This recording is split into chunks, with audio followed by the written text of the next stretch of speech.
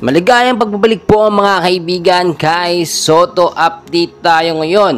Japan B-League, dinala ni Kai Sotto sa kasikatan nito hindi lamang po sa Pilipinas, nakikilala na rin dito sa ibang bahagi ng Asia. And bago tayo magpatuloy mga kaibigan, please don't forget to like and subscribe and always naman pong pahit ng notification bell. Maraming salamat po. Well mga kaibigan, tulad po ng aking sinasabi, simula nang dumating si Kai Sotto dito sa Japan B-League ay nakilala etong liga ng Japan sa Pilipinas. Pinag-uusapan at talagang very trend yan hindi lamang po sa Pilipinas mga kaibigan, ayon din sa ating nakuhang updates sa ilang bahagi rin po ng Asia ay nakikilala etong Japan B-League.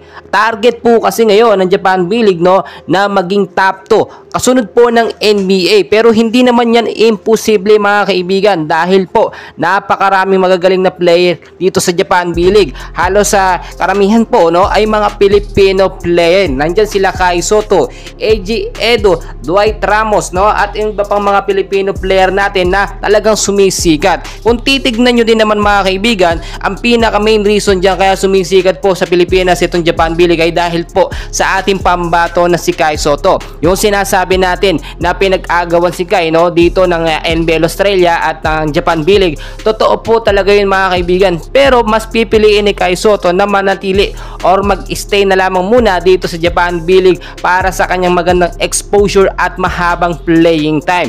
Yung tandem kasi nila ni Yuki Kawamura, magagamit po yan para makapasok sa playoffs at maging pang number 2 eto nga pong Yokohama B Corsair. Malapit na po ang next game nila sa March 20 at kinakailangan maging consistent po ang kanilang pagkapanalo. 18 games na lamang po ang natitira at kinakailangan manalo sila ng ilang sunod-sunod para makapasok sa playoffs, which is hindi naman po imposible. Sa mga nagtatanong kung bibigyan nga ba ng kontrata si Kai Sotto na 1 taon dito sa Yokohama, well mga kaibigan, sigurado na po yan dahil nga kinakailangan pa ni Kai Sotto mas mahasa at magkaroon ng matinding at magandang chemistry dito sa Yokohama. Pero tulad din ng ating sinasabi, hindi pwedeng magdepende na lamang si Kai Sotto kay Yuki Kawamura. Dapat kung sino pong available or kung sinong point guard ang kanyang makasama ay dapat makatandem niya. Maging alisto, maging agresibo, talagang kumayod kalabaw kahit mag-isa lamang siya, kahit hindi kagaya ni Yuki Kawamura ang point guard. Well mga kaibigan, tuloy-tuloy ang suporta sa ating pambato ni si Kai Sotto. Yung sinasabi natin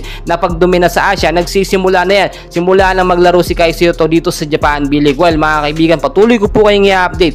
And please wag na wag kakalimutan mag-like and subscribe for more Kai Sotto updates.